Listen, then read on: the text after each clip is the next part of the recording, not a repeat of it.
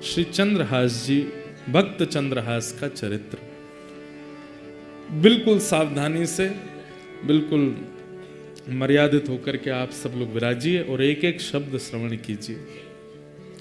ठाकुर जी को जो चुनता, अच्छा एक बात, दो बातें हैं, एक तो होता है ठाकुर जी को आप चुनो और एक होता है ठाकुर जी आपको चुने। अभी यहां बैठे हुए 99% लोग, 1% की हम जिम्मेवारी नहीं लेते, 99%, और उनमें मैं भी हूं, 99 में, एक में नहीं हूं मैं, 99% लोग जो यहां बैठे हैं मेरे सहित, हमने ठाकुर जी को चुना है। हम में से 1% कोई है जिसको ठाकुर जी ने चुना है। भक्ति और ये प्रवचन और ये सत्संग और ये सब करने का अभिप्राय केवल एक ही है कि वो हमें चुने। चंद्रहास ऐसे भक्त हैं जिनको ठाकुर जी ने चुना है, पर ठाकुर जी चुन तो किसी को लेते हैं, पर उस भक्त की एक स्थिति को ठाकुर जी परखते रहते हैं कि मैं चाहे जो कर दूं, इसका विश्वास डगमगाता तो नहीं है। भक्ति के 3 स्तंभ हैं, विश्वास, संबंध और समर्पण। अगर इन तीनों में से एक में भी आप कमजोर हो तो ठाकुर जी की भक्ति में आप केवल कर रहे हो, आप चुन रहे हो, वो नहीं चुन रहे आपको। विश्वास, संबंध और समर्पण, 3 भाव। तो कल हम लोगों ने कहां तक प्रसंग सुना था कि गालव ऋषि आए और आकर के दृष्ट बुद्धि की बेटी विषया का उन्होंने जब हाथ देखा तो हाथ देख करके क्या बोले कि परम सुंदर, परम गुणवान एक बालक से इसका ब्याह होगा, और वही बालक कालांतर में कुंतलपुर, जहां के आप मंत्री हो, यहां का राजा बनेगा। ये सुनकर के दृष्ट बुद्धि तो बड़े प्रसन्न हो गए, मेरी बेटी का ब्याह एक राजा से होगा, भावी राजा से होगा। परंतु गालव ऋषि जब बाहर निकले तो बाहर देखा कुछ बालक खेल रहे थे, और उन्हीं में जब दृष्टि पड़ी चंद्रहास जी के ऊपर, ये बालक कौन है? बोले दासी का पुत्र है, इधर बुला। पास बुलाया, माथे की रेखा देखी, सिर पर हाथ रख के बोले भविष्य में, कालांतर में तुम ही कुंतलपुर के राजा बनोगे। सुन करके दृष्ट बुद्धि बोला ये दासी पुत्र राजा बनेगा? बोले हंसो मत, तुम्हारी बेटी का वर्ण भी यही करेगा, यही तुम्हारी बेटी का पति होगा। ऐसा कहकर के गालव ऋषि तो चले गए, लेकिन दृष्ट बुद्धि के मन में आ गया ये मैं होने नहीं दूंगा। मंत्री हूं, राजा नहीं हूं, मंत्री हूं, लेकिन इतनी गरिमा महिमा तो जानता हूं कि अपने पुत्र पुत्री का विवाह मुझे कहां करना है, किससे करना है। ये चलते फिरते फकीर संत कुछ भी बोल जाते हैं, इनकी बातों में कोई सत्यता होती है? अरे मंत्री हूं, राजा से ज्यादा मेरी चलती है। राजा तो सिंहासन पर बैठता है, पर नीचे क्या हो रहा है सब मेरे हाथ में है, मैं देखता हूं। कैसे ये संभव नहीं होगा? और सज्जनता और दुर्जनता की भिड़ंत हुई। परम सज्जन श्री चंद्रहास जी महाराज, और परम दुर्जन कौन? दृष्ट बुद्धि। उनकी सुंदरता देखकर के विषया तो तभी मोहित हो गई थी, और सबसे बड़ी बात कि सुंदरता चेहरे में नहीं है, हृदय में है, क्योंकि हृदय में ठाकुर जी हैं। और वही हृदय की सुंदरता, जिसके चित्त में ठाकुर जी होते हैं, उसकी सुंदरता अलग होती है। एक बात सुनिएगा, सुंदर व्यक्ति को देख करके चित्त में काम उत्पन्न होता है, सुंदर व्यक्ति को देख करके चित्त में भोग उत्पन्न होता है, विलास उत्पन्न होता है, तो वो व्यक्ति सुंदर है। लेकिन किसी की सुंदरता देख करके श्री जी प्रकट होती हैं, ठाकुर जी प्रकट होते हैं, वृंदावन प्रकट होता है, व्रज का स्मरण होता है, तो समझ जाओ परम भक्त है। चंद्रहास जी के रूप को देख करके विषया के चित्त में पता नहीं कैसी प्रीति ठाकुर जी के प्रति जागृत होने लगी, और ठाकुर जी के प्रति प्रकट होने वाली उस जय हो भैया, कौन को फोन बज रहा हो, इतनी जोरते। ऐसी प्रसन्नता। अब मन बना लिया कि चाहे जो हो, ब्याह तो इसी से करूंगी, बड़ा हो जाए। लेकिन दृष्ट बुद्धि ने मन बना लिया कि इसको नष्ट करना है। सैनिकों को बुलाया, बोले एक काम करना है तुम्हें मेरा। बोले क्या? वृक्षों के नीचे एक बालक घूमता रहता है। बोले हाँ, उसको पकड़ करके ले जाना है और दूर वन में ले जा करके, इतना दूर ले जाना कि खबर भी ना पड़े, दूर वन में ले जाके उसका वध कर दो। और प्रमाण देने के लिए मुझे उसका कोई एक अंग अपने साथ लेकर के आना, जिससे यह प्रमाणित हो जाए कि तुमने उसे मार दिया। सैनिकों ने पूछा, महाराज जी उस बालक का अपराध क्या है? बोले अच्छा, खबरदार, तुम्हारी हिम्मत क्यों होती है पूछने की? मैं मंत्री हूं, मुझे पता है उसका अपराध क्या है। तुम्हारा यह काम नहीं है कि तुम ये पूछो मुझसे कि उसका अपराध क्या है। उसका जो भी अपराध है मुझे पता है। तुम केवल जितना मैं कहता हूं उतना करो। उस बालक को लेकर के जाओ, कोई देखने ना पाए। बधिकों ने कहा, महाराज जी हम कहीं गए, हमारे रूप आदि को देख के हमने उसको उठाया, वो चिल्लाया, गांव के लोग आ गए तो बोले रूप बदल के जाओ। बोले क्या रूप बना के जाएं? बोले गले में माला पहन जाओ, धोती पहन जाओ, ऊपर स्वाफा बांध लो, गले में एक झोला टांग लो, संतों का वेश बना लो और सीताराम सीताराम चिल्लाते हुए जाना। सुना है उसको सत्संग कीर्तन बहुत प्रिय है और संतों के पास वो सहज खुद ही चला जाता है।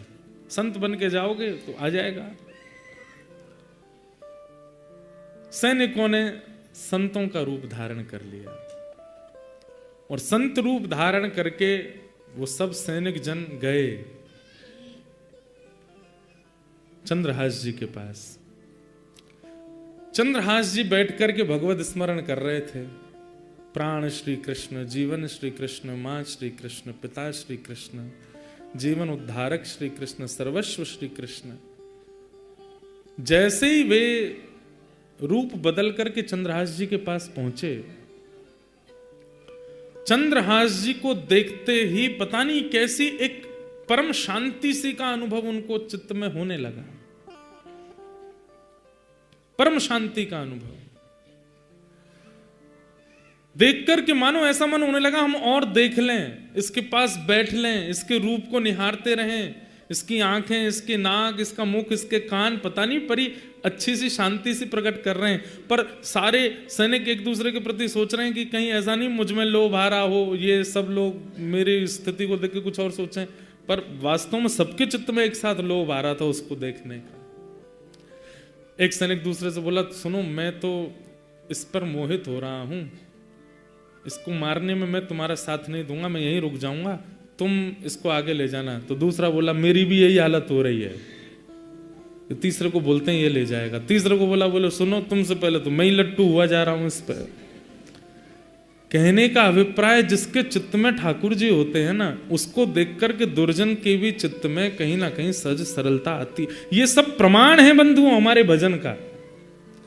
हमारे अंदर अगर भजन है, ठाकुर जी हैं, तो हमारी उपस्थिति अगर 4 लोगों के चित्त को परिवर्तित नहीं कर रही है तो इसका मतलब है कि भजन नहीं है, आडंबर है। एक को भी अगर परिवर्तित करती है, एक के चित्त में भी कुछ परिवर्तन लाती है, आपका रूप, आपका स्वरूप, आपकी बोली, समझो ठाकुर जी स्तब्ध हो गए। अच्छा एक बात और, हमने हमारे नाना जी से एक बात पूछी। मैंने कहा नाना जी एक बात बताओ, हमारे पूज्य नाना जी पंडित श्री कृष्णलाल शास्त्री जी बड़े अच्छे भागवत के विद्वान और ब्रज साहित्य के विद्वान। उनसे हमने एक बार पूछा, मैंने कि नाना जी जैसे प्रहलाद जी की भक्ति देख करके सारे सैनिक भक्ति करने लगे, भजन करने लगे, हिरण्यकश्यप ने देखा उसके अंदर क्यों कुछ नहीं हुआ? सबके चित्त में हो रहा था तो हिरण्यकश्यप में वही प्रश्न यहां भी उठता है। जब सबके चित्त में चंद्रहास जी को देख करके प्रेम, प्रसन्नता, भक्ति उत्पन्न हो रही है तो फिर दृष्ट बुद्धि के चित्त में क्यों नहीं? हमारे नाना जी एक सहज सरल सा उत्तर देते थे, लाला अगर बटन ऑन करोगे तो एक बटन से कई बार वो दीपावली पे लंबी लंबी लाइट्स जलती हैं ना, सारी लाइटें जल जाती हैं, पर वही जलती हैं जिनमें जो फ्यूज नहीं होती, जिनमें करंट पहुंचता है। लेकिन उन्हीं लाइटों में कई बल्ब ऐसे होते हैं वो फ्यूज होते हैं, करंट आने के बाद भी वो नहीं जलते, इसका मतलब वो फ्यूज हैं। कहने का अभिप्राय, ऐसे ऐसे रसिक संत, ऐसे ऐसे महापुरुष लुधियाना आते हैं, दंडी स्वामी जी महाराज की सिद्ध पीठ में बैठते हैं, इतने लोग ये सब जल गए, जितने भी लोग यहाँ खड़े हैं सब के अंदर जो है करंट जैसी गया, सब प्रज्वलित हो गए, पर इतने के बाद भी जो प्रज्वलित नहीं हुआ समझो फ्यूज है, भीतर से खराब है, इतने के बाद भी प्रज्वलित नहीं हुआ। तो हमारे नाना जी कहते हिरण्यकश्यपु फ्यूज है। तो और वही बात यहां आज याद आई कि यहां पर दृष्ट बुद्धि भी फ्यूज है। अच्छा, आदमी फ्यूज कब होता है? आदमी फ्यूज कब होता है? वैष्णव अपराध से। अगर वो किसी वैष्णव के प्रति दूषित बुद्धि रखता है, जैसे कोई रसिक संत हैं, उनके आप प्रणाम करते हो, दर्शन करते हो, उनको वंदन करते हो, उनकी कथा सुनते हो, पर कभी आपके मन में आ गया यार ये उतने ऊंचे हैं नहीं जितना हम सोचते हैं, ये तो ऐसे ही हैं, ये भी हमारी तरह लोभी हैं, ये भी हमारी तरह कामी हैं, ये भी हमारी तरह ही हैं, ये भाव आते ही आपके द्वारा वैष्णव अपराध हुआ, फ्यूज हो जाता है। फिर चाहे कितना करंट देते रहो, प्रज्वलित नहीं होगे। उसी के बाद फिर भक्ति सूक्ष्म होनी प्रारंभ हो जाती है, उसी के बाद भाव खत्म होने शुरू हो जाते हैं, नेत्रों के आंसू सूख जाते हैं, फिर कुछ नहीं होता, फ्यूज हो जाते हैं। तो दृष्ट बुद्धि फ्यूज है। लेकिन ये सारे जो सैनिक हैं देख करके चंद्रहास जी को देखते रह गए। लेकिन थोड़ी देर बाद इन सैनिकों ने बात की, बोले कि अगर हमने इसको मारने का मन नहीं हो रहा, इसका कोई अपराध नहीं है, पर अगर हमने इसको नहीं मारा तो हम मारे जाएंगे, छोटे छोटे बच्चे हमारे, घर परिवार सब हमारा, वो दृष्ट बुद्धि मंत्री बहुत दुष्ट है, सब खत्म कर देगा इसको नहीं मारा तो। और ऐसा भी नहीं कि हम जाके कह देंगे मार दिया, वो तो प्रमाण मांगेगा, प्रमाण दिखाओ, उसका कोई अंग दिखाओ, क्या काट के लाए हो। सावधानी से सुनना।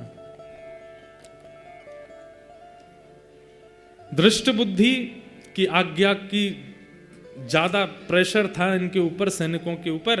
तो सैनिकों ने जैसे ही आंख खुली चंद्रहास जी की, देखा ओहो संत जन बैठे हैं, संतों के वेश में थे, तुरंत चरणों में प्रणाम किया।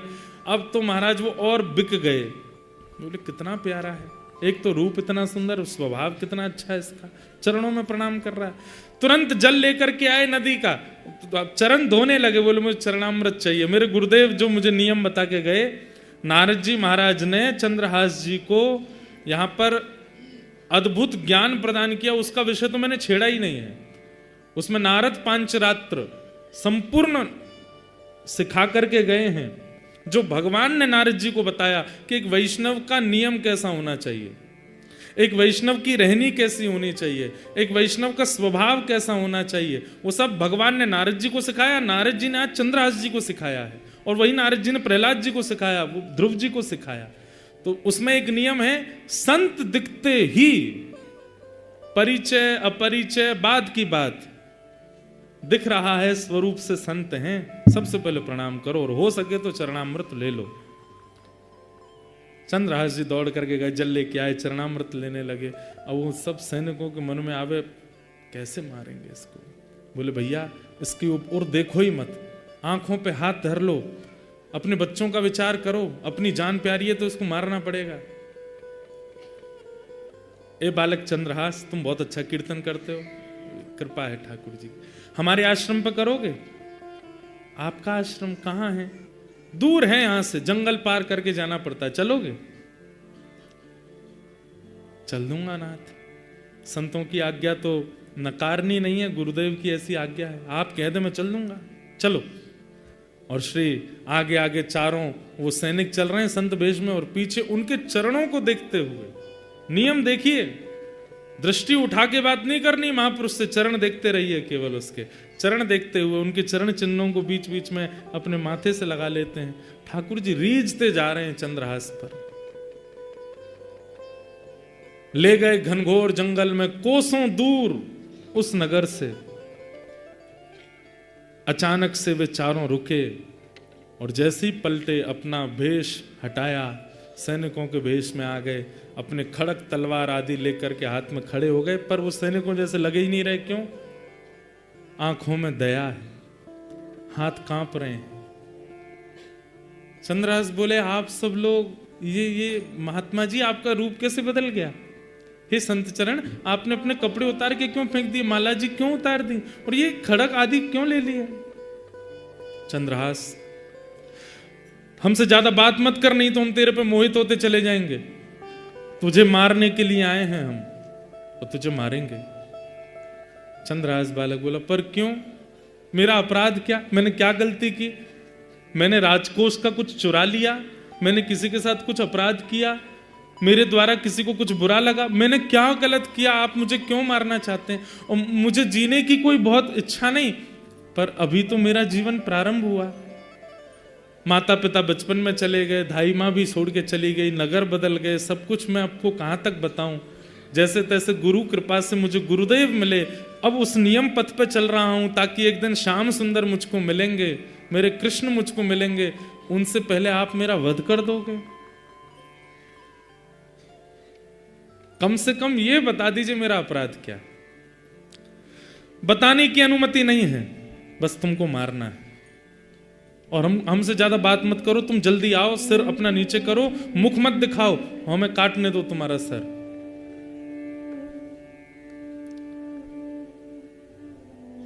चंद्रहास बालक थोड़े घबरा गए, हाथ जोड़ करके बोले, एक आज्ञा चाहिए। बोले क्या? अंतिम इच्छा मैं अपनी पूरी कर सकता हूं। बोले क्या अंतिम इच्छा है? बोले आज सुबह से ठाकुर जी की सेवा नहीं करी, अपने ठाकुर सेवा कर लूं, ठाकुर जी का भोग लगा दूं, चरणामृत पी लूं, उसके बाद ले चलना, मार देना। मैं कहाँ गली चौबारों में रहने वाला, मैं किससे जाके कहूं कि मुझे बचाओ? कोई है भी तो नहीं मेरा। अब मेरे पास कोई रास्ता नहीं, मरना तो मुझे है ही है, पर मैं अपना नियम तो कर लूं। ठाकुर सेवा? अब तू वापस जाएगा ठाकुर जी लेने? नहीं, ठाकुर जी मेरे कोई सिंहासन मंदिर में थोड़ी हैं। तो कहाँ है ठाकुर जी? तुरंत मुंह से ठाकुर जी निकाले, गाल में रखते थे चंद्रहास। देख करके सैनिकों के नेत्र सजल हो गए, हम कैसे मारे इसको? कितना भावुक है, कितना भक्त, मुख में ठाकुर जी लेके घूमता है। मेरे पास कुर्ता भी नहीं है, मेरे पास जेब भी नहीं है, मेरे पास सिंहासन नहीं, इसलिए मुंह में रख के घूमता हूं। गुरुदेव ने आज्ञा दे दी इसलिए, अपने मन से नहीं। तुरंत गए पास के जल में जाकर के शालिग्राम भगवान को स्नान कराया, एक पत्र का आसन बना के उस पर बिठा दिया, पुष्प तोड़ के लाए, उनका वंदन करने लगे।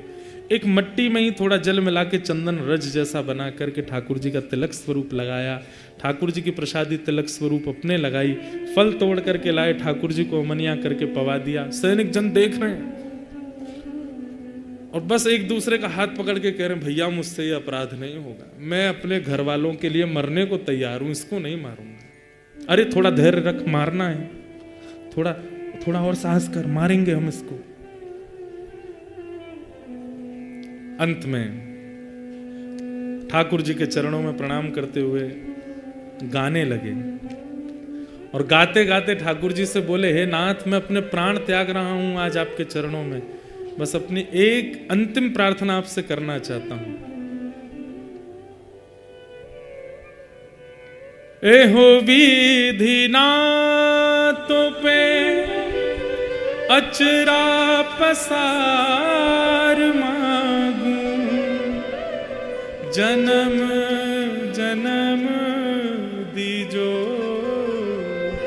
याहि ब्रज बसी, अहीर की जात समीप नंद घर, एहो विधि नाथों पे अचरा पसार मांगू, जन्म जन्म दीजो याहि ब्रज बसी।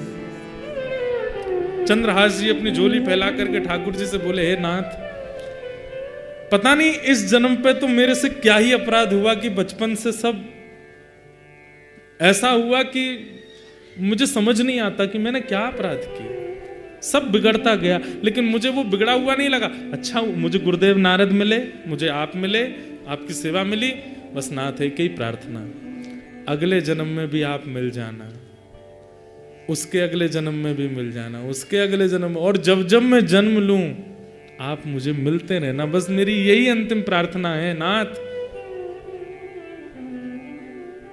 और ये प्रार्थना करके ठाकुर जी के आगे सर झुकाते हुए चंद्रहास बोले, सैनिकों, हे वधिकों,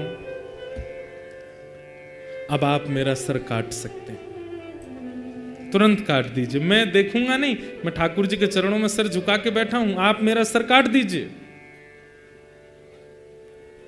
सैनिकों ने तुरंत अपने खड़ग उठाए, हाथ पांव ऐसे कांप रहे हैं उनके। आज वही खड़ग जिससे अनेकों के सर धड़ से अलग किए, आज वो इतना भारी लग रहा है कि उसको चार मिलकर के नहीं उठा पा रहे।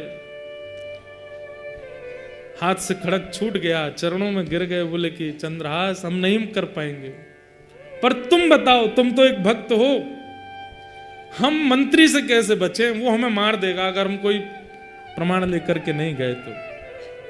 नहीं महाराज, आप मारिए मुझे, आप अपना कार्य कीजिए, आपकी क्या गलती, आप तो मंत्री की आज्ञा मान रहे हैं। तभी एक, अब देखो ये भी ठाकुर जी की कृपा है, ठाकुर जी जो करते हैं सोच समझ के करते हैं। तभी एक सैनिक की दृष्टि पड़ी कि चंद्रहास जी के पैर में 5 नहीं 6 उंगली है। कई लोगों के एक एक्स्ट्रा अंगूठा होता है, कई लोगों के पैर में एक एक्स्ट्रा उंगली होती है, कई लोगों को, उनको कहते तो ऐसा ही है कि वो शुभ होते हैं, जिनके 6 उंगली हैं। दृष्टि पड़ी तुरंत, अरे रुको रुको रुको रुको, चंद्रहास अपने पैर दिखाओ। पैर दिखाया तो 5, एक अंगूठा, 4 उंगली, और कन्नी उंगली में 1 उंगली और थी। बोले मिल गया, बस थोड़ा कष्ट होगा तुमको, बिल्कुल चुपचाप आंख बंद कर लो अपनी।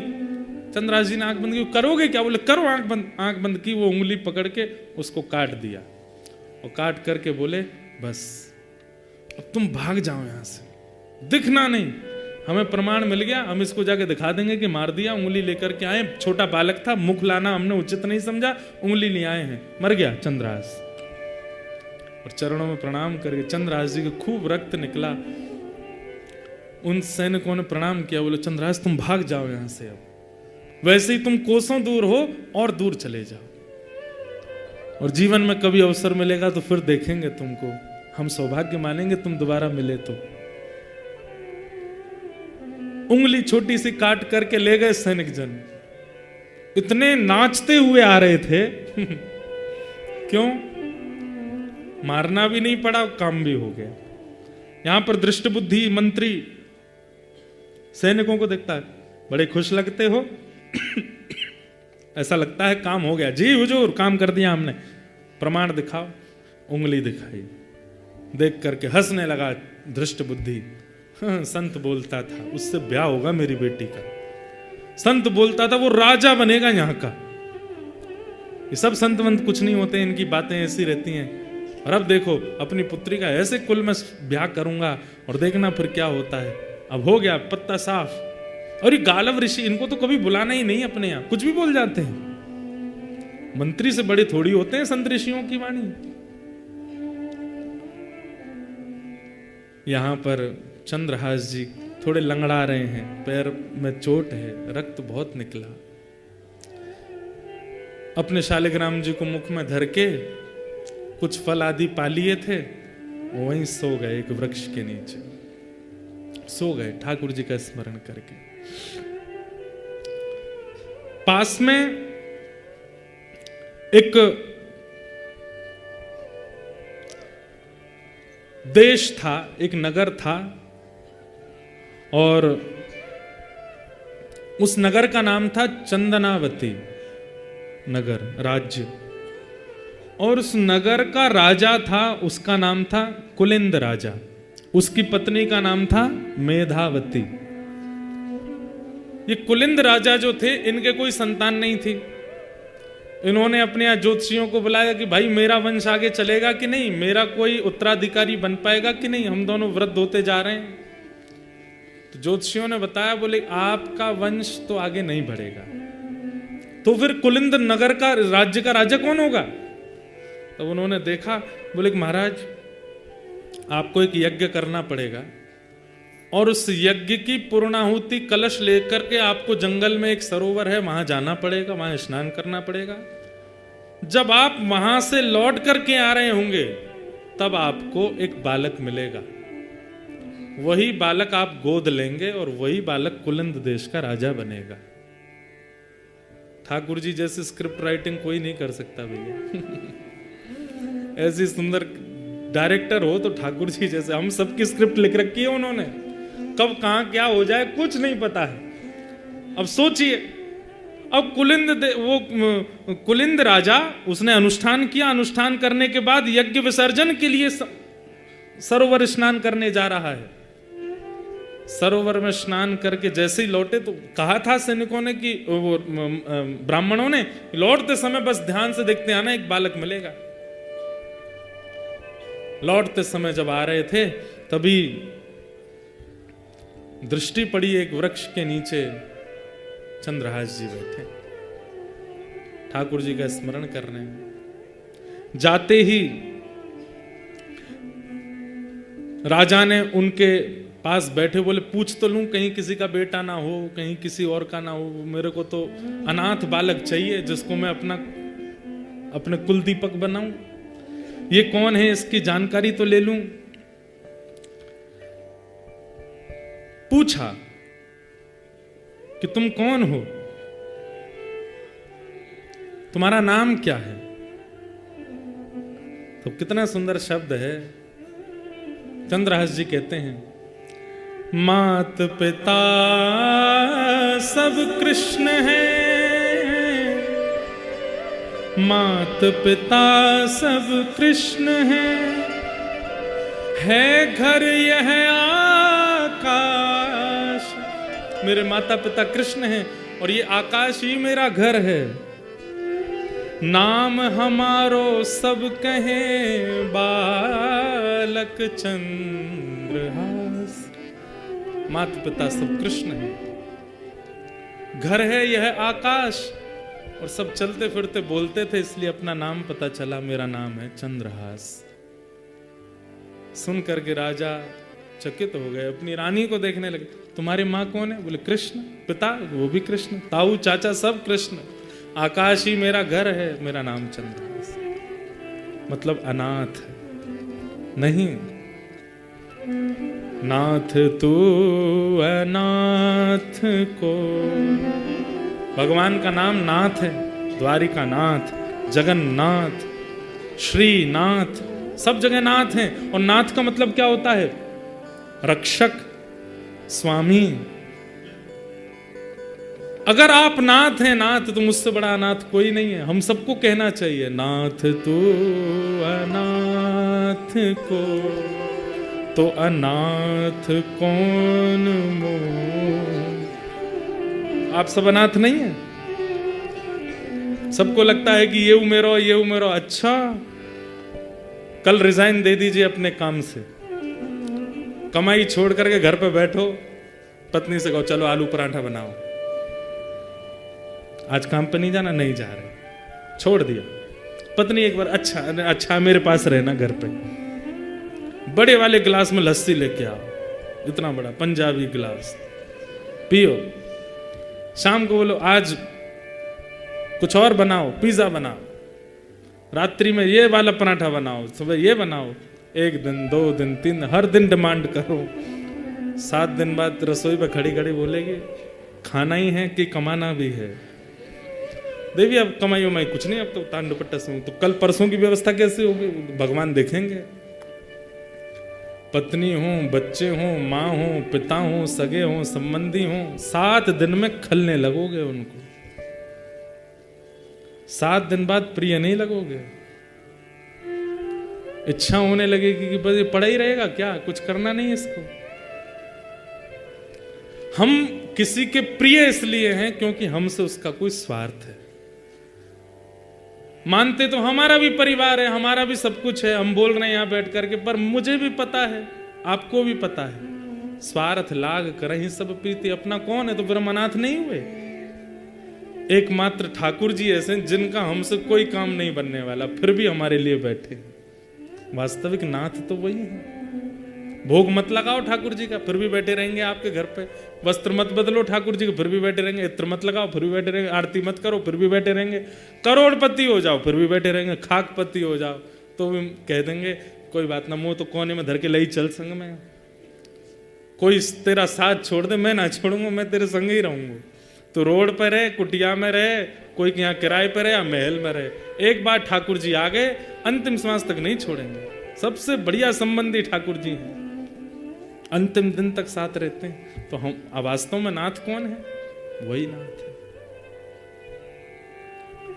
नाथ तू अनाथ को, अनाथ कौन मोसो, जो त्यों तुलसी कृपाल, चरण शरण चेरो। मुँह समान आरत नहीं, आरत हर तो सो। तू दयालु दीन हो, तू दानी हो भिकारी, हो प्रसिद्ध पात की तू पाप पुंजहारी। ठाकुर जी कितना कहां क्या किसका सोच के बैठे हैं, कुछ नहीं पता है। चंद्रहास जी महाराज को पिताजी मिल गए, माताजी मिल गए, लेकिन देखिए कितनी अद्भुतता। मैं तो चरित्र सुन के इतना आनंदित हुआ हूं, पढ़ करके इतना सुख मिला कि आपको सुनाने में मुझे बहुत प्रसन्नता हो रही है। चंद्रहास जी से आज्ञा ले रहे हैं राजा रानी, देखो हमारे कोई संतान नहीं है, हम पास के चंदनावती देश के राजा हैं, और हमको एक ब्राह्मणों ने कहा था कि हमको एक बालक मिलेगा मार्ग में, अनाथ बालक, उसको हम अपना बालक बना, उसी को हम अपनी राज्य का राजा बनाएंगे, उसी को अपना उत्तराधिकारी बनाएंगे। तुम हमारे पुत्र बन सकते हो, हम दोनों को अपने माता पिता रूप में स्वीकार करोगे? तुम जो कहोगे वो हम करेंगे। मतलब जैसे कोई लड़का लड़की का ब्याह होता है, ऐसे संबंध हो रहा है। ये सुनकर के चंद्रहास जी महाराज बोले, देखिए माता पिता तो मेरे कृष्ण हैं, उनके अलावा मैं किसी को मानता नहीं, पर आपको पुत्र की आवश्यकता है, इसलिए मैं आपकी भरपाई तो कर दूंगा, लेकिन मेरी एक शर्त है। क्या? मेरे भजन में, मेरे साधन में, मेरी सेवा में आप विक्षेप तो नहीं करेंगे? मुझे ठाकुर जी के भजन में दिक्कत तो नहीं देंगे? अरे क्यों देंगे हम दिक्कत? तुम्हारे लिए एक छोटा महल बनवा देंगे, तुम राजकुमार होगे उस देश के, प्रेम से रहना, अनेक सेवक हूं। नहीं, मुझे कोई सेवक नहीं चाहिए, मैं अकेला अपने ठाकुर जी की सेवा अपने हाथ से करूंगा। बस मुझे इतना वचन दे दीजिए, मेरी सेवा में आप विक्षेप नहीं डालेंगे तो मैं चलूं। हमें मंजूर है बालक, हम कोई तुम्हारी विक्षेप नहीं, तुम खूब प्रेम से सेवा करना, 24 घंटा लगे रहना सेवा में, बस तुम हमें स्वीकार करना। ठीक है, अगर आप मेरी भक्ति में बाधक नहीं बनेंगे तो मैं पुनः कह दूं, माता पिता तो मेरे कृष्ण हैं, पर आपका पुत्र मैं बन जाता हूं। और श्री चंद्रहास जी ने उस राजा, कुलिंद राजा को अपने आप को पुत्र रूप में प्रदान कर दिया कि आप मुझे ले चलो। सिंहासन पर बैठे महाराज, पुष्प वर्षा हो रही है, लाखों की तादाद में पूरा चंदनावती नगर देख रहा है, हमारा राजकुमार आ रहा है बैठ करके, और रथ में बैठ करके श्री चंद्रहास जी पधारे। ये ठाकुर जी की लीला है भैया, कहां क्या करें, बस उन पर भरोसा रखो। हम लोग कैसे हैं पता है? बीमार हो गए, 7 दिन दवाई से ठीक नहीं हो रहे, अब क्या करें? ऊपर का कोई चक्कर है हमारे ऊपर, यहाँ पर ये कर आओ, वहां पर वो कर आओ, उधर से वो कर आओ, उधर से वो कर आओ, यहां से ऐसे। ठाकुर जी पे भरोसा क्यों नहीं रखते हैं? ठाकुर जी का चक्कर क्यों नहीं है आपके ऊपर? ये दूसरों का ही चक्कर क्यों है हमारे ऊपर? चंद्रहास जी महाराज अगर दुखी हो गए होते, ठाकुर जी ने तो बचपन से ही कष्ट दिए हैं, बचपन से ही पीड़ा दी है, तो आज एक नगर के राजकुमार भी तो बन गए। बस धैर्य रखा, ठाकुर जी की हर गतिविधि पर विश्वास है कि नहीं बढ़िया ही होगा, प्रतीक्षा करो, थोड़ा धैर्य रखो, थोड़ी प्रतीक्षा करो, कुछ अच्छा होगा। रक्त तक निकल सकता, उंगली तक कट जाएगी, प्राण तक निकलने की स्थिति आ जाएगी, पर धैर्य रखो। ठाकुर जी धैर्य परखते हैं।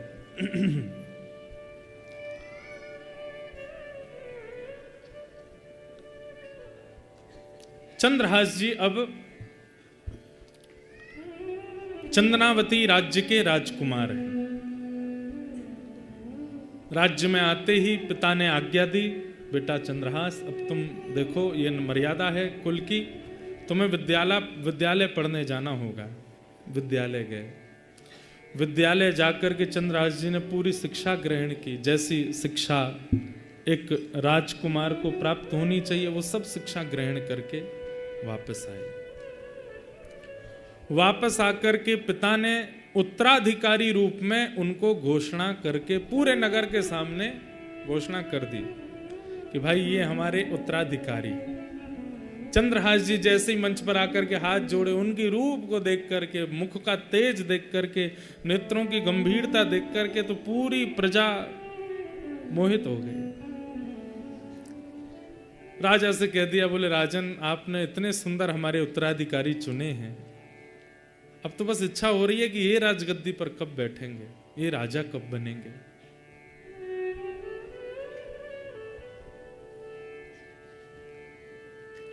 अब यहां एक ठाकुर जी बहुत दिन तक सब कुछ बहुत स्मूथ नहीं चलने देते, कुछ ना कुछ तो फिर आता ही है। और अब क्या हुआ,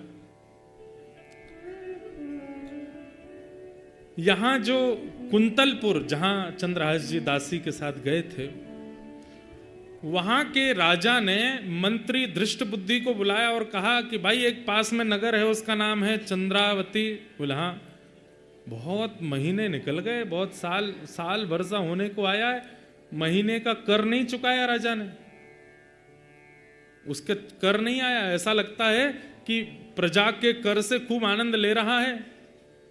बोले क्या करें, आप आज्ञा करो। बोले सेना लेकर के जाओ, और सेना लेकर के जाकर के या तो राजा से कर वसूल के लाओ और दुगना कर लेके आना, और देने से मना करे तो चढ़ाई करके उसको नष्ट कराना। कौन जा रहा है? दृष्ट बुद्धि। और जिस नगर में जा रहा है वहां का राजकुमार कौन है? चंद्रहास। दृष्ट बुद्धि ने तैयारी कर ली अपने सब सेना की। बोले ले लो तीर कमान तलवार सब धर लो, चंदनावती नगर जाना है और वहां जाकर के राजा से कर मांगना, नहीं देगा तो उसको मार देंगे, उसको उसकी पूरी प्रजा को। और आजकल हमने सुना नया राजकुमार बनाया उसने। अब ये तैयारी हो रहे थे तो इनकी पत्नी, दृष्ट बुद्धि की पत्नी आकर के बोली, सुनिए आप मंत्री पद पर इतने व्यस्त रहते हैं, आपको घर परिवार का बिल्कुल ध्यान नहीं रहता, विषया बड़ी होती जा रही है, उसके लिए सुंदर वर ढूंढ लेना। और अपने नगर में तो करने में संकोच होता है, प्राचीन काल में एक ही शहर में ब्याह कम होते थे, थोड़ा दूसरे नगर के लोगों से करते थे। बोले वहां चंदनावती में अगर कोई अच्छा लड़का मिले तो देख के आना, थोड़ी दृष्टि इस रूप में भी घुमाना, केवल कर वसूलने की भावना से मत जाना, आंखों को थोड़ा ऐसे भी घुमाना, मेरी बेटी है उसके लिए कोई सुयोग वर मिले मुझे। खिड़की पर खड़ी खड़ी विषया सुन रही थी। पुत्री, हाँ पिताजी, कैसा वर चाहिए? ऐसी कोई इच्छा नहीं पिताजी, आप जो ढूंढेंगे अच्छा ही होगा, पर बस रूप सुंदर हो, गुण का अच्छा हो, बस और कोई मुझे ज्यादा विशेष धन से मुझको कोई लोभ नहीं, घर परिवार कैसा भी हो, बस रूप सुंदर हो और स्वभाव का मधुर हो। धृष्टद्युम्न ने बुलाया, सिर पे हाथ धरा, बोले मैं ढूंढ के लाऊंगा तेरे लिए, अच्छा वर ढूंढूंगा, चिंता मत कर। राजा ने जो कर मांगने को कहा वो बाद में होगा, पहले तेरे लिए पूरा नगर घूमूंगा, अगर कोई अच्छा लड़का मिला चंदनावती में ही कोई लड़का ढूंढ के तेरा ब्याह करूंगा। जी पिताजी। यहां दृष्टद्युम्न, वो दृष्ट बुद्धि अपने पूरी सेना लेकर के निकल रहा है, और वहां चंदनावती के राजा को अचानक याद आया और उसने चंद्रहास जी को बुलाया। पुत्र चंद्रहास, राजकुमार चंद्रहास, बोले जी तुम मिले तो हम तो इतने खो गए तुम में, इतना प्रेम तुमसे बढ़ गया, इतने आनंद में मैं और तुम्हारी माँ रहने लगे कि हमने एक बहुत बड़ी गलती कर दी। बोले क्या? हमारा जो मुख्य राज्य है जिसके अंतर्गत हम आते हैं वो कुंतलपुर है, वहाँ के राजा को हम हर महीना कर देते हैं, वो कर तो हमने दिया ही नहीं। बेटा वो कर पूरा वापस करना है राजा को, और मेरे मन ऐसा है कि तुम भी साथ चलो। मैं राजा से थोड़ा परिचय भी करा दूंगा कि हमारे राजकुमार। जो आज्ञा पिताजी। और सुनो, कर थोड़ा जितना है उसका दुगना ले लेते हैं, कहीं राजा क्रोधित ना हो, उसको दे आते हैं। बड़े राजा तो वही है, हमारा तो नगर छोटा है। जी पिताजी। पूरी तैयारी होने लगी, यहां पर सब कर आदि इकट्ठा करने लगे, सब धन आदि सब बैलगाड़ियों में सजाने लगे। इतने में ही शंखनाद हुआ। बोले शंखनाद किस बात का? बोले कुंतलपुर के महामंत्री दृष्ट बुद्धि अपनी सेना लेकर के आए हैं और राजा को कह रहे हैं कि वो स्तब्ध हो जाए, उससे कुछ कठिन चर्चा करनी है हमें। राजा चंद्रावती के बोले बेटा चंद्रहास, हम तो करने ही जा रहे थे, पर देखो मंत्री ही आ गया, अब बात तो करनी पड़ेगी। अंदर सिंहासन पर जाके बैठे मंत्री, बड़े नगर का मंत्री भी राजा के समान पूजनीय, उसका खूब स्वागत किया, वंदन किया, ला करके बिठाया। मंत्री जी ने आगे कहा, बोले राजन, हमें ऐसा लगता है कि तुम बहुत ज्यादा जो है धन के मद में भूल गए, कर नहीं दिया तुमने कुंतलपुर का। महाराज देखिए, कर पूरा रखा है, दुगना रखा है, आप पहले तो ये ले लीजिए। मैं वैसे वहीं आ रहा था देने, आपको आने की कोई आवश्यकता नहीं थी, पर मेरी एक बात सुन लीजिए। एक शुभ घड़ी आई थी हमारे नगर में जिसके कारण ये सब विक्षेप हुआ। क्या? कैसी शुभ घड़ी? आप तो जानते हैं कि मैं, हमारे कोई संतान नहीं, संतों ने आज्ञा करके कहा था कि एक यज्ञ के बाद एक लावारिश बालक मिलेगा, वही तुम्हारा पुत्र होगा, उसको तुम राजकुमार बना देना। तो वो बालक मिला, तब से हम इतने प्रसन्न हो गए थे, उसके चक्कर में हम कर देना भूल गए। कहां है बालक? ये खड़ा है।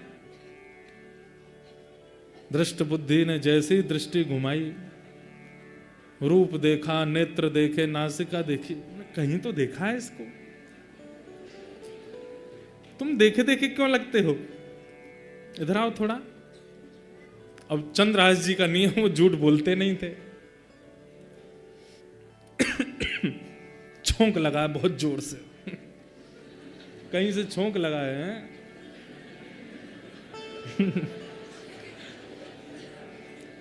दृष्ट बुद्धि के मन में लगा है मिर्ची का छोंक।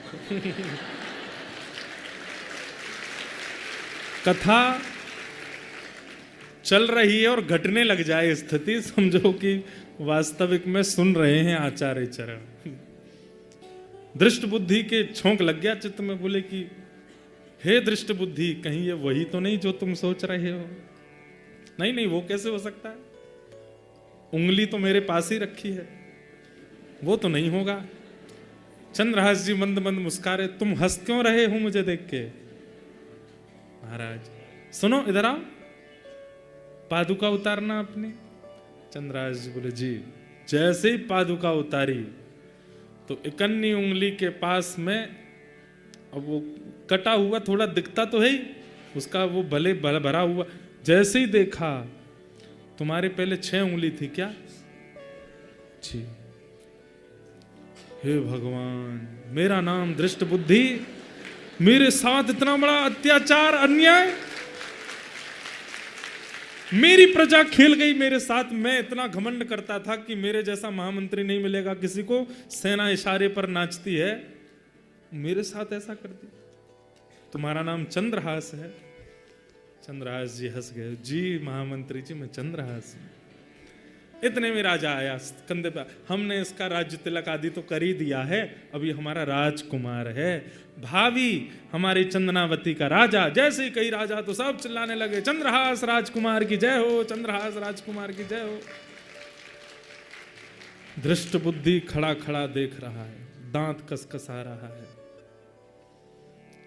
हाँ हाँ, बहुत अच्छा, बहुत अच्छा। सुंदर पुत्र है तुम्हारा, अच्छा बालक मिला, भगवान की कृपा है तुम्हारे ऊपर।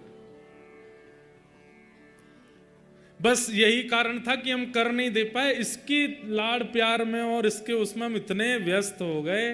पर महाराज जी आप चिंता ना करें, ये दुगना कर है। 1 साल का कर नहीं दिया मैंने, ये 2 साल का कर दे रहा हूं। और इसका मतलब ये नहीं अगले साल नहीं दूंगा, ये 1 साल का अधिक मैंने अपनी तरफ से प्रसन्नता में दिया है राजा के लिए। मंत्री दृष्ट बुद्धि की तो बुद्धि काम कर नहीं रही, वो तो चंद्रहास को देखें और उनको ये याद आवे वो संत कह के गए थे यही पति बनेगा तुम्हारी बेटी का।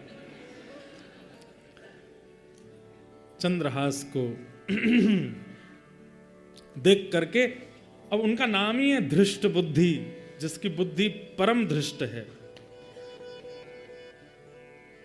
एक योजना बनाई, अब भी मान नहीं रहा है, अब भी देख नहीं समझ नहीं पा रहा है कि मैं इतनी योजना बना ली तब भी बच गया। अब भी उसको मारने का प्रयत्न क्या किया। राजा तुमने ये गलती तो की कि तुमने कर नहीं दिया 1 साल का, लेकिन इससे भी बड़ी गलती तुमने एक और की है। तो चंद्रनावती का राजा बोला क्या भाई, तुम कुंतलपुर राजा के अंतर्गत आते हो, बिना उनकी आज्ञा के और बिना उनको निमंत्रण दिए तुमने राजकुमार घोषित कैसे किया। ये राज परंपरा के विरुद्ध है। अगर उनको पता चलेगा कि तुमने उनको निमंत्रण तक नहीं दिया, उनसे पूछा तक नहीं, अरे एक विशेष राजा के नीचे जितने राजा होते हैं उन सबको अपना उत्तराधिकारी बड़े राजा से पूछ के रखना होता है। तुमने पूछा कुंतलपुर के राजा से? सुनते ही चंद्रनावती के राजा तो घबरा गए। महाराज अब आप देख लीजिए ना बात कैसे संभलेगी। मेरे लिए बहुत मुश्किल से मुझे उत्तराधिकारी मिला है और मैं इससे बहुत प्रेम करता हूं। कहीं क्रोध में आकर के उन्होंने मना कर दिया कि इसकी राजकुमारिता निरस्त करो और हम जो कहेंगे वो राजकुमार, वो मुझसे सहन नहीं होगा, इसी को राजकुमार रहने दीजिए, आप मेरी थोड़ी सहायता कर दीजिए। मंत्री दृष्ट बुद्धि बोले मैं तो तुम्हारा मित्र हूं ना, तुम्हारी सहायता ही करूंगा। अब एक काम करते हैं। बोले क्या? मैं एक पत्र लिखता हूं और पत्र लिख करके चंद्रहास को दूंगा, तुम मत जाना, तुम जाओगे तो राजा को क्रोध ज्यादा आएगा। और वो पत्र लेकर के चंद्रहास जाएगा कुंतलपुर और वहां राजा के पास नहीं जाना, सीधे मेरे पुत्र माधव के पास जाना। माधव को मैं पत्र में लिख दूंगा कि वो बात पूरी संभाल लेगा और ये जो तुमसे थोड़ा सा अपराध हुआ है इसके लिए राजा तुमको क्षमा कर। माधव से बहुत प्रेम करते हैं राजा हमारे। अब मैं तो यहाँ हूं, मुझे तो कर पूरा गिनती करवानी है, उसके बाद ही जा सकता हूं, तब तक मैं जा नहीं सकता कुंतलपुर, तो मुझे तो यहीं रहना पड़ेगा। तुम चंद्रहास को भेजो और मैं पत्र लिख देता हूं। पत्र लिखा और चंद्रहास से कहा पत्र में लिख देता हूं, इस पे ऊपर मोहर लगाऊंगा, खोलना नहीं रास्ते में, सीधे जाके मेरे पुत्र माधव को देना। मैं क्यों पढ़ूंगा आपका पत्र, आप लिख दीजिए। पत्र में लिखा, माधव मैं तुम्हारा पिता दृष्ट बुद्धि बड़े होश और हवास में लिख रहा हूं कि जो पत्रवाहक तुम्हारे सामने पत्र लेकर के आया है ये तुम्हारा विशेष शत्रु है। इसके रूप पर आकृष्ट मत हो जाना, इसके गुण पर आकर्षित मत हो जाना, इसकी बोली चाली तुमको बहुत लुभाएगी, इसकी बातों में तुम बिल्कुल इसके चक्रव्यूह में फंस जाओगे। लेकिन पुत्र ये तुम्हारा और तुम्हारे पिता का महान द्रोही है। बिना कोई संकोच करे और बिना मेरी प्रतीक्षा करे, बिना किसी से पूछे योजना बना करके इसको विष दे देना। नीचे अपना सिग्नेचर कर दिया दृष्ट बुद्धि और लिख करके उस पर सील लगा दी, ऊपर स्टैंप लगा करके ऊपर लिख दिया प्रिय माधव। चंद्रहास इधर आओ, खोलना नहीं इसको। नहीं मैं क्यों खोलूंगा, लेके जाओ और सीधे मेरे पुत्र माधव के पास जाना, जाकर के उसको दे देना, वो सब बात संभाल लेगा। राजा मैंने संभाल ली तुम्हारे। अरे मंत्री जी आप तो बड़े हमारे कृपालु, कितनी कृपा आपकी हमारे ऊपर है। निकल पड़े चंदनावती से। रात्रि में एक घोड़े पर बैठ करके परम भक्त श्री चंद्रहास जी रास्ते भर कीर्तन करते जा रहे हैं, ठाकुर जी का स्मरण करते हुए जा रहे हैं, बड़े भाव से ठाकुर जी को याद कर रहे हैं। रात भर हो गई चलते चलते, सुबह पहुंचे कुंतलपुर। बहुत सुंदर कथा है बंधुओं, भाव से सुनो, ठाकुर जी कैसी कृपा करते हैं। कुंतलपुर जैसे पहुंचे तो ये तो इनका पुराना नगर था ही, बचपन की सारी यादें आ गई। मेरी धाई माँ, मेरी माँ मुझे लेकर के यहाँ आई थी, यहाँ पे हम लोग रहे थे, ये मंत्री जी का घर है, यहाँ पे हम खाते थे, यहाँ पे खेलते थे, सब मन में घूमने लगी बातें। दृष्ट बुद्धि ने विचार किया, वो चंद्रहास जी ने विचार किया, सुबह सुबह का समय है, अभी तो सब भोर में जग रहे होंगे, अभी सीधे माधव के पास जाना, मुझे लगता है कि वो भी स्नान ध्यान कर रहा होगा, अभी क्या सीधे उसके पास जाता हूँ, ये पास में बगीचा है, यहाँ पर रुक करके थोड़ा अपने ठाकुर जी की सेवा कर लूँ, स्नान ध्यान कर लूँ और सेवा आदि करके फिर चलेंगे माधव के पास। बगीचे में पहुंचे, जाके स्नान किया सरोवर में, जल लेकर के अपने मुख से ठाकुर जी निकाले, सेवा करी, सेवा आदि करके ठाकुर जी को बढ़िया प्रसाद भोग लगाया फलों का। फल पा लिए तो चंद्रहास जी रात भर सोए नहीं, घोड़ा चलाए थे तो थोड़ी थकान सी लगी उनको। अपनी पाग उतार के नीचे रखी, पाग के ही जैसे ऐसे पाग बांधते हैं तो एक पाग के छोड़ में ही वो पत्र रखा था, रख दिया। अपने हाथ के तकिया लगा करके ठाकुर जी के ऊपर एक उंगली रख के मेरे पास रहें, उस भाव से सो गए। गहरी नींद आ गई चंद्रहास जी को। चंद्रहास जी यहां गहरी नींद में सोए और आज परम पावन कोई देवी का दिवस था, उस बगीचे में देवी का मंदिर था। देवी पूजन करने के लिए विषया वहां पर आई, दृष्ट बुद्धि की बेटी। आपको याद तो हो रही है ना कथा, कहीं भूलते तो नहीं जा रहे पिछली। तो दृष्ट बुद्धि की बेटी विषया, वो उस बगीचे में देवी पूजन करने के लिए आई। देवी पूजन करने के लिए सब सखियों के साथ में आई थी। ये देवी मंदिर में ही मिलते हैं सबको। रुक्मणी जी को कृष्ण मिल गए देवी मंदिर में, सीता जी को राम जी मिल गए देवी अर्चना में, आज कात्यायनी महामाई, हमारे यहां तो कहते गोपियां भी तो देवी आराधना करती, तभी तो रास बिहार हुआ। योग मायाम उपाश्रते, कोई देवी की आराधना किस भाव से करता है, कोई शक्तियों के भाव से करता है, कोई उनकी सिद्धियों की भावना से करता है, पर भैया ब्रजवासी तो कृष्ण प्राप्ति के लिए देवी आराधना करते हैं। और ये बात बिल्कुल सत्य है। वो बहन है ठाकुर जी की, वही तो मिलाती है ठाकुर जी से। देवी आराधन करने के लिए पुष्प चयन कर रही थी विषया अपने सखियों के साथ। पुष्प चयन करते करते एक डाल हटाई तो दृष्टि पड़ी, अपने हाथ की तकिया लगाए सोए हैं चंद्रहास।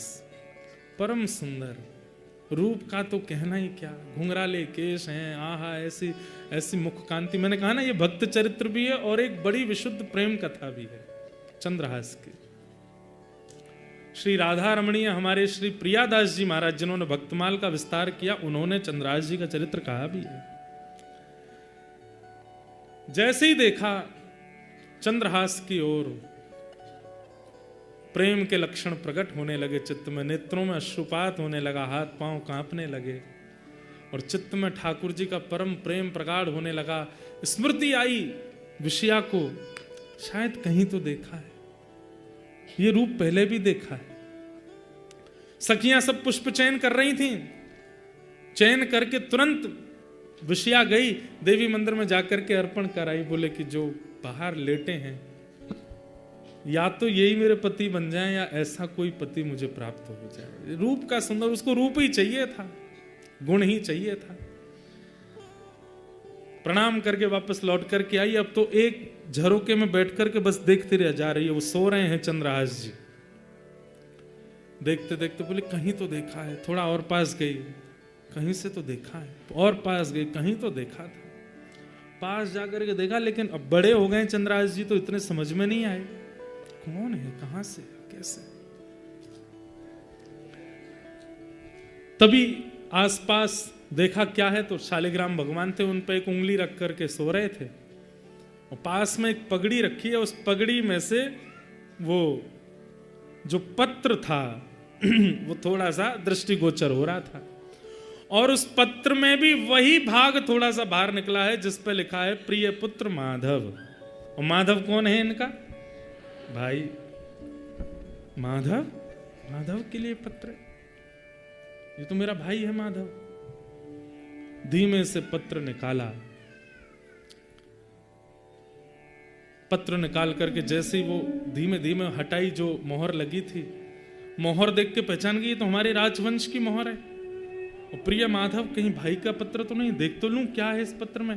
तुरंत खोल करके जैसे ही देखा, ऊपर ही लिखा था प्रिय पुत्र माधव, मैं तुम्हारा पिता धृष्ट बुद्धि, अपने पूरे होश आवास में तुमसे कह रहा हूं कि पत्रवाहक जो तुम्हारे पास आ रहा है,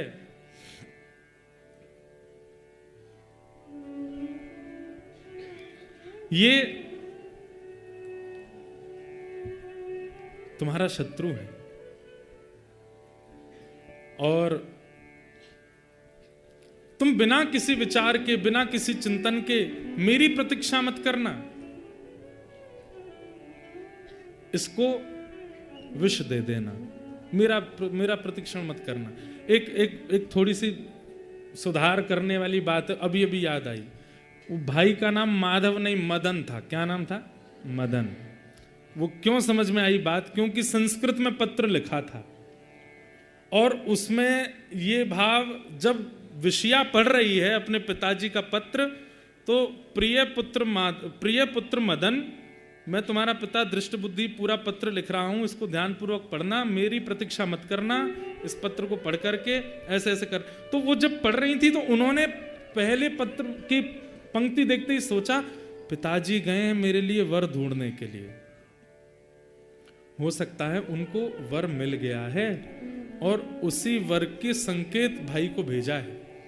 तो जहां पर लिखा था कि मदन, ये जो पत्रवाहक आया है तुम्हारा शत्रु है, तो मदन का एक अर्थ होता है कामदेव, और कामदेव यानी कि बहुत सुंदर है कामदेव। उस काम का शत्रु कौन है? उसकी सुंदरता को नष्ट करने वाले श्री कृष्ण हैं। तो मदन का शत्रु मतलब कि भाई कामदेव को भी लज्जित करने वाला जो ये पत्रवाहक सुंदर आया है, इसको तुम विष प्रदान कर देना, बिना मेरा चिंतन किए, बिना मेरी प्रतीक्षा किए इसको विष दे देना।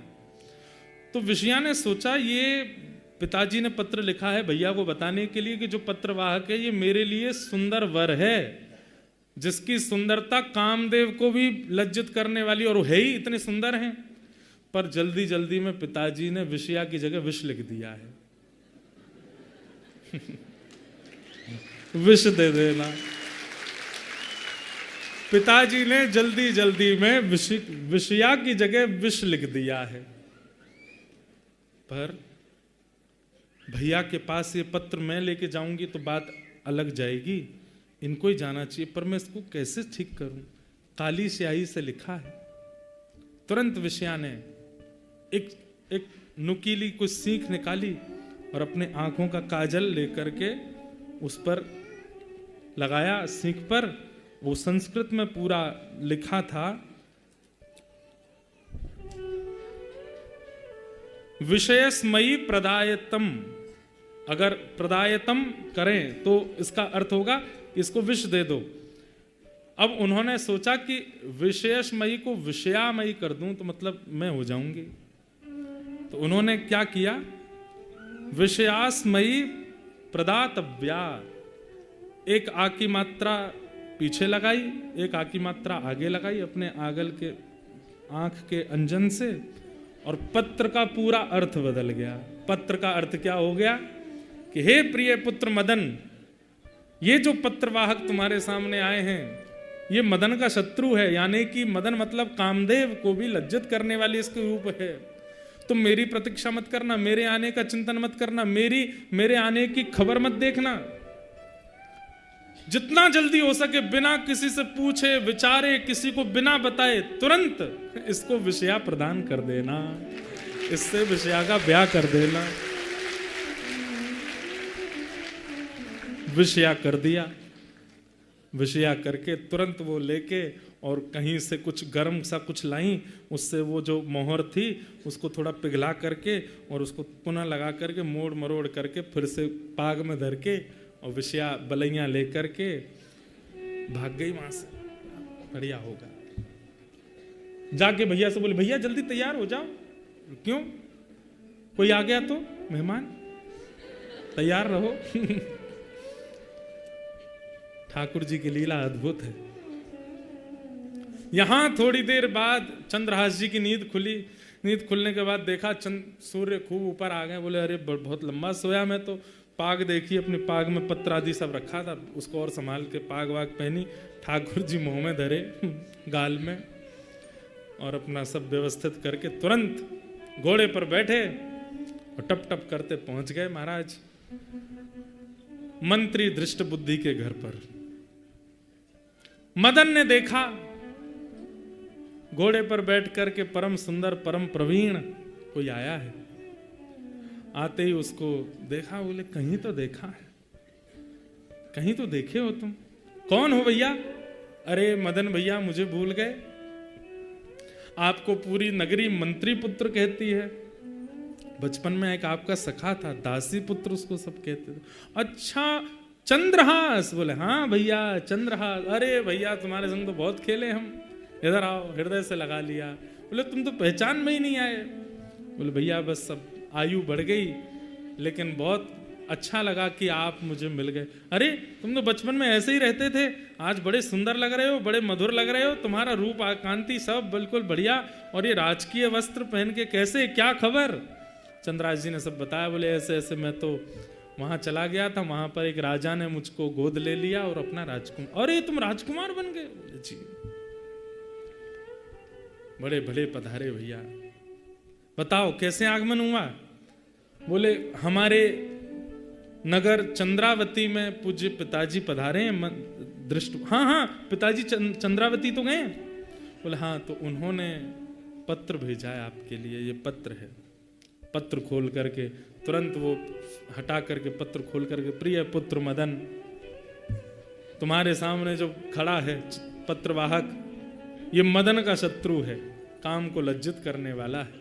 इसकी सुंदरता पर, इसकी भाव पर, इसके सब पर मदन मोहित होता है। इसलिए ठाकुर जी को मदन मोहन कहा जाता है, क्योंकि काम भी मोहित होता है उनके रूप पर।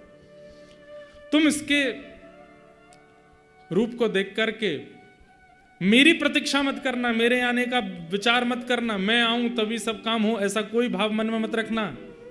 मेरे आने से पहले ही बिना किसी को बताए, बिना खबर दिए, बिना निमंत्रण दिए विषया को इसको प्रदान कर देना। अब पत्र देखते जा रहे हैं, सामने देखे मदन के नेत्र सजल हो गए। बोले, मेरे जीजाजी खड़े सामने। दौड़ करके गए। तो सबको तो नहीं बताना, माँ को तो बताना। माँ माँ माँ सुनो। बोले, हाँ क्या हुआ? हमारी बहन के लिए सुंदर वर मिला है माँ। कहाँ है? पिताजी ने लिख करके भेजा है, विषया को दे दो, और कह रहे हैं मेरी प्रतीक्षा मत करना, तुम विवाह कर दो विषया का। कहाँ है? जमाई राजा का। बोले, द्वार पर खड़े। बाहर आकर के देखा तो बाहर चंद्रहास जी खड़े थे हाथ जोड़े। आहा, बारी जाऊं, कितने सुंदर हमारे जमाई राजा। लाला जल्दी कर। विषया को बोला, विषया जल्दी आओ।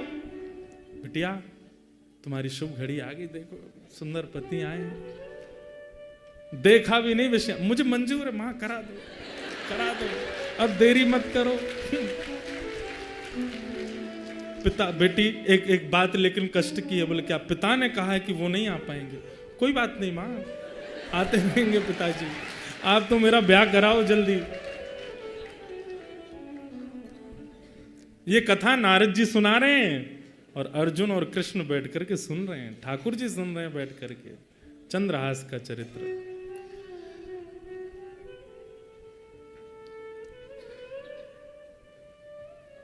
अब देखो संयोग कैसे बनते हैं। बेटा, किसी को तो नहीं बताना, मैं हूं, तुम हो और विषया है और जमाई जी हैं, बस हम में ये ब्याह कर लेंगे, लेकिन ब्याह पढ़ाने वाले पंडित जी तो चाहिए। जाओ कोई पंडित जी को बुला लाओ। अब ये मदन जैसे ही निकल रहा था घर से, इतने में गालव ऋषि आ गए सामने, जो कह के गए थे कि इनका ब्याह होगा। हे ऋषिवर, बोले जी मेरी पुत्री की कुंडली देख करके बता दीजिए उसका ब्याह नक्षत्र कौन सा, जल्दी करना, जितना जल्दी हो सके करना है। पिताजी ने आज्ञा करी है, जितना जल्दी हो सके विषया दे दो। गालव ऋषि भीतर आए, मंद मंद मुस्कुरा रहे थे, सब जानते तो थे ही। कुंडली देख करके बोले हमारी बात सुनिएगा ध्यान से। माता जी बोले हाँ बताइए। बोले आपकी पुत्री, इसका ब्याह अगले 1 घड़ी के अंदर नहीं हुआ, अगर 24 मिनट के अंदर नहीं हुआ तो आगामी 24 वर्ष तक इसके लिए वर नहीं मिलेगा। 1 घड़ी के अंदर इसका ब्याह होना चाहिए। अब मदन बोला 24 मिनट में ब्याह कैसे हो? अरे तुम धृष्ट बुद्धि मंत्री के पुत्र हो, तुमको क्या देर लगे? मैं बस नाम बोलता जाऊंगा, सामग्री देते जाना मुझको, मैं कराता हूं ब्याह। मुख्य मुख्य विधि होंगी। कौन कौन सी मुख्य विधि होंगी? बोले सिंदूर दान होगा, 4 सप्तपदी बोलते हैं, होते 4 ही हैं, 4 फेरे पड़ेंगे, और क्या कहते हैं, गठबंधन होगा, गठजोड़ा होगा। और अब पिताजी तो है नहीं, तो माताजी एक हाथ से माँ बन के, एक हाथ से पिता बन के दोनों को आशीर्वाद दे देंगे। मैं ऋषि हूं, मैं दोनों को आशीष दे दूंगा, अग्नि प्रज्वलित होगी। और अब देखो तुम समय गवा रहे हो, धृष्ट बुद्धि के पुत्र मदन, तुम तो केवल लगे रहो, मैं सामग्री मांगू देते जाना, आप लगिए। पिताजी तुरंत कहा विषया जिन वस्त्रों में हो उनमें ही आ जाओ। विषया बोली मैं पहले ही तैयार बैठी थी, तो मुझे पता था होना है। यहाँ चंद्रहास जी महाराज बोले मैं तो ऐसे ही आया हूं, माता पिता मेरे नए नए बने हैं, उनको तो बता, कोई नहीं बताना, बैठो। मुझे नहीं पता था कि दृष्ट बुद्धि मुझसे इतना प्रेम करते हैं कि पत्र में लिख के भेज देंगे ब्याह कर दो। गालव ऋषि बड़े प्रसन्न हैं। यहां ठाकुर जी और अर्जुन बड़े उछल उछल करके आनंद कर रहे हैं। नारद जी कथा सुना, वाह जय हो, आनंद आ गए, आनंद आ गए। अर्जुन बोले आनंद क्या, इस सब रचना तो आपकी है, खुद ही खुश हो रहे हो सुन सुन के। गालव ऋषि बोलते जा रहे हैं, मंत्र पढ़ते जा रहे हैं। हाँ अब भाई सुपारी लाओ, एक हाथ से लेता है, दूसरे हाथ से देता है मदन, लेते जाओ आप, अक्षत लीजिए, रोली लीजिए, चावल लीजिए, ये डलवाओ वो डलवाओ। और महाराज 4 पदी हो गई, सिंदूर दान हो गया, गठ जोड़ा कर दो, दोनों के गठबंधन जोड़ा कर दिए, जयमाल आदि जो भी करनी सब हो गई। माता जी खड़ी हो जाएं, इनके चरण स्पर्श कर लो, अब ऋषि के आशीर्वाद ले लो।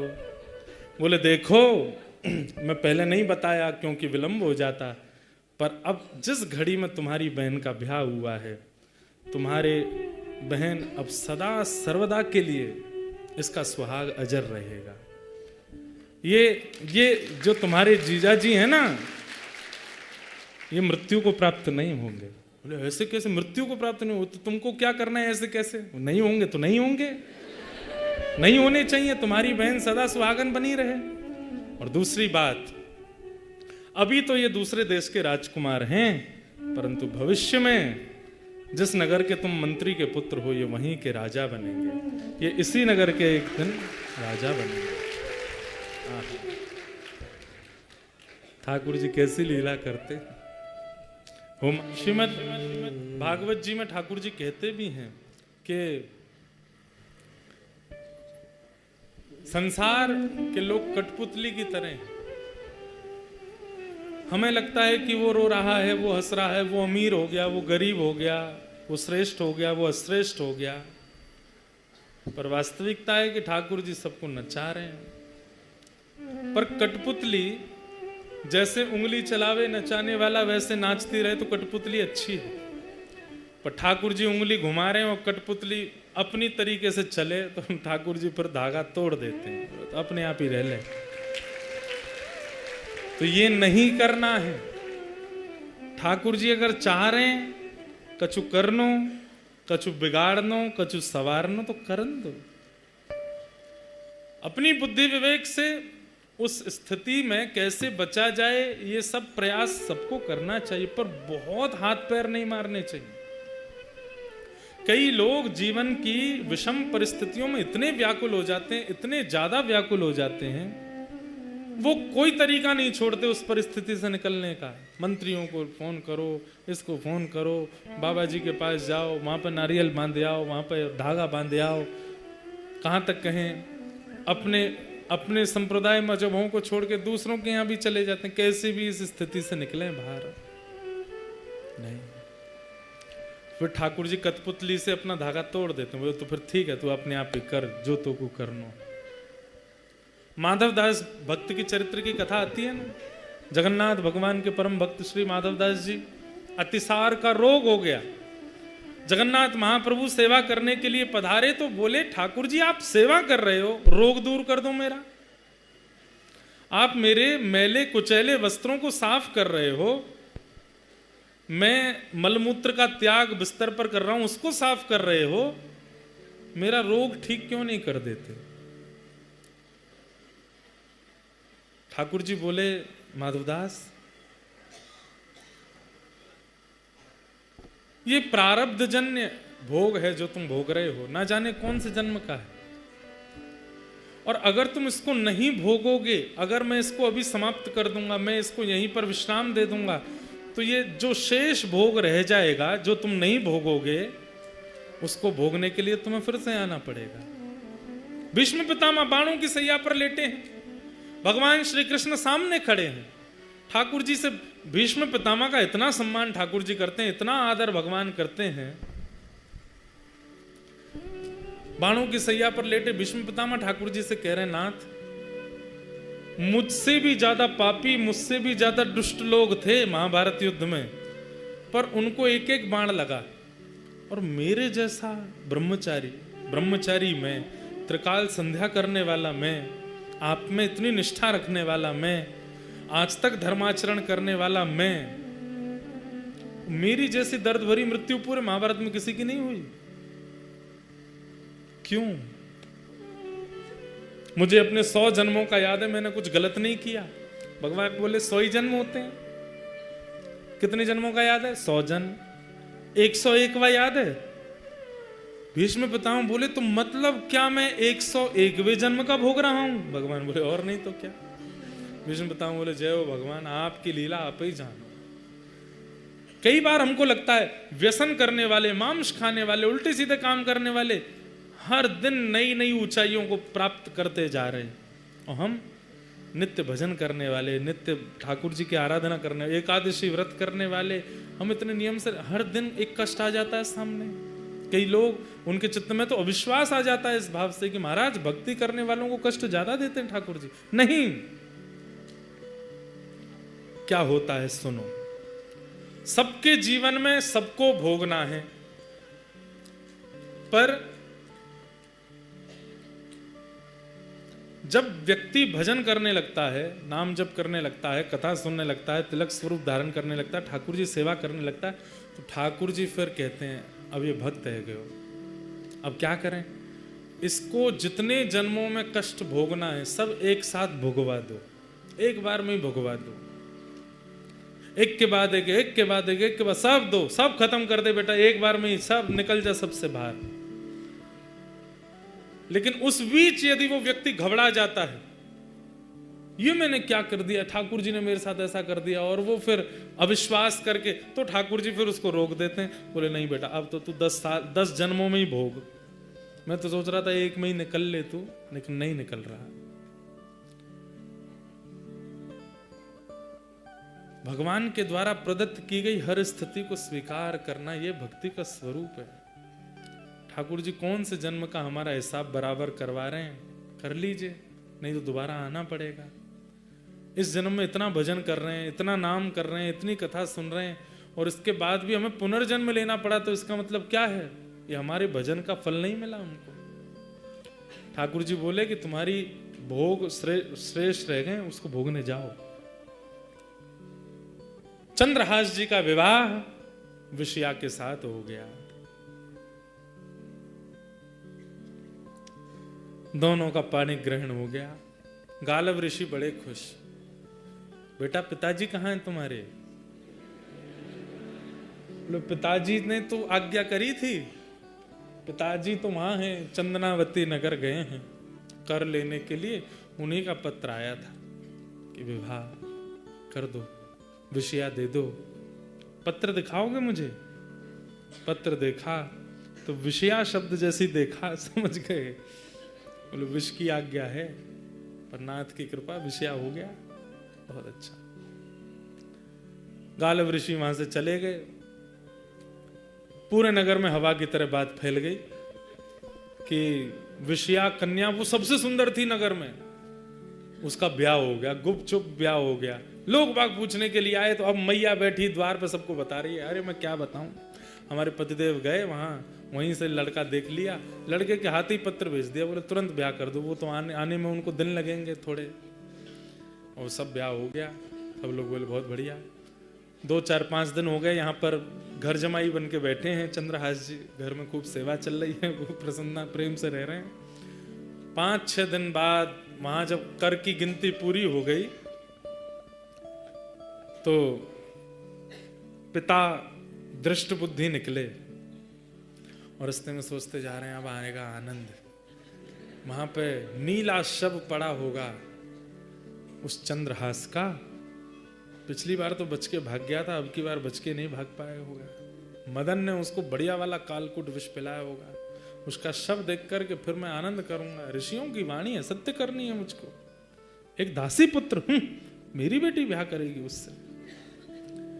जैसे ही पहुंचा कुंतलपुर, अब भीतर प्रवेश किए तो लोग बाग जो घूम रहे थे, बधाई हो बधाई हो बधाई हो, आपको बहुत बहुत बधाई हो महाराज।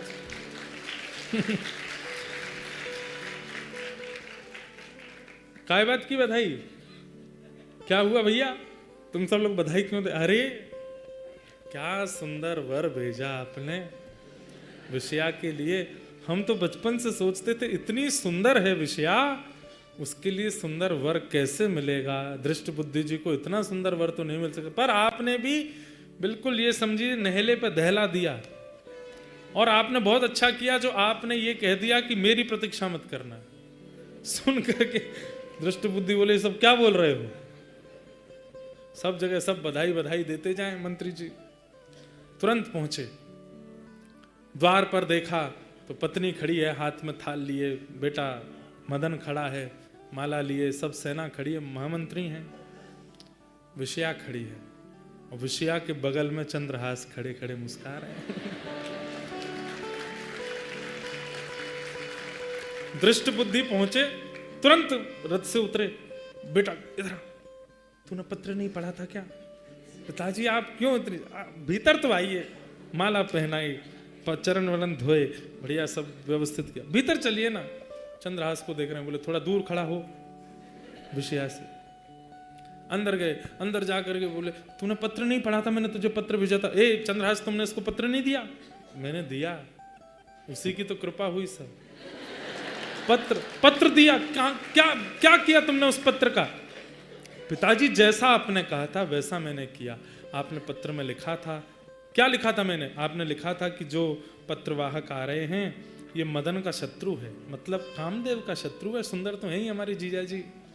और फिर उसमें आपने नीचे लिखा था कि मेरी प्रतीक्षा मत करना, कोई विचार मत करना, कुछ सोचना मत, कुछ बूझना मत, विषया को इसको दे देना। मैंने पिताजी तुरंत ढूंढने गया तो संयोग की बात द्वार पर वो गालव ऋषि मिल गए और उन्होंने तुरंत आकर के कहा 1 घड़ी के अंदर ब्याह हो जाना चाहिए। 24 मिनट के अंदर अंदर तो हमारी बहन ब्याह गई और ब्याह हो गया इनका, दोनों की जयमाल हो गई, सिंदूरदान हो गया, सब कुछ हो गया। पिताजी विषया का ब्याह हो गया चंद्रहास से। सुनते ही विषया का ब्याह हो गया, सुनते ही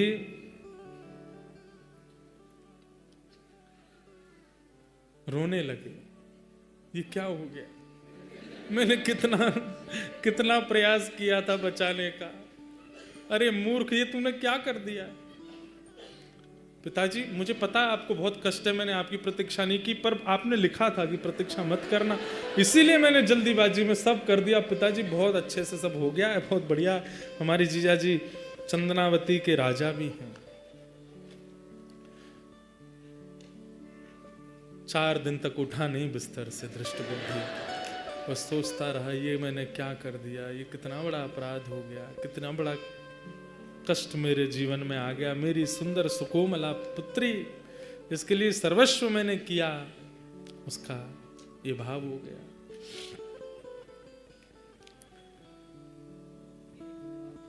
बहुत अच्छा है, अच्छा है, पति मिल गया हमारी बेटी को, करेंगे कुछ ना कुछ प्रयास। चरित्र तो खूब विस्तृत है, सूक्ष्म में थोड़ा और सुना दूं। अब भी चेता नहीं। अब मतलब ये सोचिए कि इतना अपने ऊपर बात लिया है, जिस पुत्री के लिए सुयोग वर ढूंढने के लिए इसने हजारों योजनाएं बना रखी थी, उस पुत्री के लिए अब ये तक विचार करने पर आ गया कि विधवा हो जाए चलेगा, लेकिन दासी पुत्र मेरे घर में जमाई नहीं बनेगा, इसको मार के रहूंगा। जाको राखे साइया मार सके ना कोई, बाल न बांका कर सके जो जग बैरी हो। धृष्टद्युम्न ने एक योजना बनाई। क्या योजना बनाई? फिर से बुलाया सैनिकों को, और सैनिकों को जाकर के कहा वो हमारे यहाँ बगीचा है। बोले हाँ, उसमें देवी मंदिर है। बोले जी, छुप करके वहां खड़े हो जाओ, तलवार निकाल करके, क्योंकि अब मैं कहूंगा देख के मारो, तो देख के तो मारते ही नहीं है इसको, इसका रूप देख करके तो मारने का मन नहीं होता।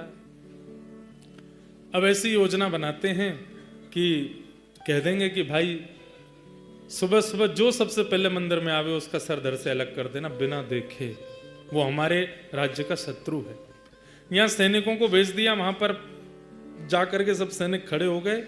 रात्रि में इन्होंने अपने सब परिवारी जनों के साथ बैठ करके सबसे कहा कि एक योजना बनी है। बोले क्या? हमको एक संत मिले थे जब मैं चंदनावती से आ रहा था, तो उन्होंने कहा है कि तुम्हारे यहाँ जो कुल देवी हैं उनकी पूजा करनी पड़ेगी। किसको? होने वाले जमाई को, और अकेले जाना पड़ेगा, सुबह सुबह भोर में जाना पड़ेगा। पुत्र, कल विषया तुम भी नहीं जाओगी, मदन तुम भी नहीं जाओगे, हम भी नहीं जाएंगे, अकेले जमाई राजा जाएंगे और मंदिर में जाके देवी पूजन सुबह सुबह भोर में करेंगे, और वहां देवी पुष्प को ये चढ़ाएंगे, तभी इनका जीवन कल्याण में आदि आदि बहाने बना दिए। ठीक है। यहां ये हुआ था कि विषया का ब्याह पढ़ा करके गालव ऋषि जब निकल रहे थे अपने गंतव्य की ओर, तो उस समय राजा अटारी पर खड़े थे कुंतलपुर के। उन्होंने देख लिया गालव ऋषि को, तुरंत बुलवाया। बोले कि आप हमारे यहाँ पधारो। पधारे। बोले कि महाराज हमारे राज्य की कुशलता के लिए मुझे कुछ आज्ञा कीजिए, सब मंगल में बना रहे। बोले कल सुबह भोर में सबसे पहले देवी पूजन करने जाओ। राजा को ही आज्ञा कर दी। बोले कल सुबह सुबह चले जाएंगे महाराज। अब यहाँ वही हुआ, यहाँ पर मंत्री जी ने भेज रखे थे अंदर कि जो भी आवे सर धड़ से अलग कर देना। राजा तो इतना उत्साहित था अपने राज्य के कल्याण के लिए कि राजा भोर में ही सबसे पूर्व ही वहाँ अकेले पहुँच गया। आज्ञा करके गए थे अकेले जाना, राज आदि वो सब मत लेके जाना। राजा ने जैसे ही प्रवेश किया भीतर, सैनिकों ने उसका वध कर दिया। वध करने के बाद में अब तो महाराज पूरे नगर में हल्ला मच गया, क्या हुआ क्या हुआ। सैनिकों को पकड़ लिया, पकड़ करके पूछा किसके निर्देश पर तुमने ऐसा किया। दृष्ट बुद्धि सो करके उठे, बोले कि खबर आ रही होगी। खबर आई कि महाराज राजा पधार गए हमारे नगर के। पूछा अरे राजा कैसे चले? मंत्री हूं मैं तो। बोले कि सुबह सुबह देवी पूजन करने गए थे, वहां पे सर धड़ से अलग कर दिया। सिर पकड़ के बैठे, भगवान ये क्या हो गया, ये तो बहुत बड़ा अनर्थ हो गया। सैनिकों से पूछा गया कैसे मारे गए राजा? किसने कहा था तुमको? इशारा कर दिया दृष्ट बुद्धि। दृष्ट बुद्धि को पकड़ लिया, बंदी बना लिया। क्या करें कैसे करें, हमारा देश तो अब राजविहीन हो गया। मंत्री जी को तो बंधक बना लिया, दृष्ट बुद्धि को। पर सब लोगों ने चंद्रहास जी को जब देखा तो राजा मरे, तो इतने सारे राजा भी वहां इकट्ठे हुए। सब लोगों से पूछताछ की गई कि आप लोग क्या विचार करते हैं, कौन राजा होना चाहिए।